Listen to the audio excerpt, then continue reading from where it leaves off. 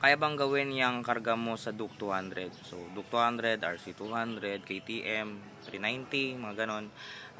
Ako sir, wala po ako masyado pang idea about sa mga KTMs, tsaka KTMs. Yun, mga RC200, Duke 200, mga ganon, or 390s.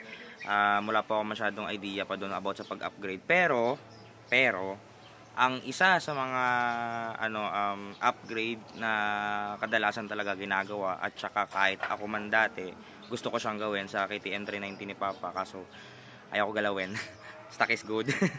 Okay na ako sa 390 niya. Dito sa NS200, sa NS200 lang tayo nagpo-focus ng tawag nito, upgrades.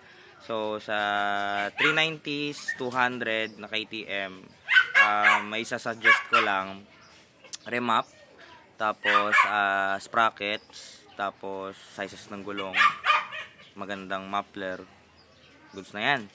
Pero kung gusto mo talaga magpakarga, like kunwari mag bore up, feeling ko pwede siguro. Oo, pwede ka mag bore up, palit ka ng bore, malaki na kang piston. Pero about sa injection, wala pa akong idea kung pwede siyang mapalitan ng malaking injector, malaking cc.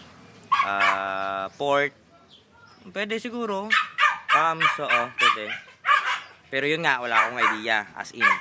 Pero kung ako sir, masasuggest ko lang magtanong kayo sa idol ko rin na si Ernst Chun.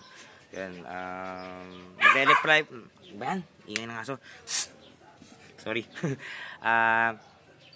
Nagre-reply yan si Boss Ernst Chun, at mabait po yan. Isa rin siya sa mga napagtanungan ko rin dati. So, yun lang. Kung malapit kayo sa kanya, mas the best puntahan nyo siya. Ingat.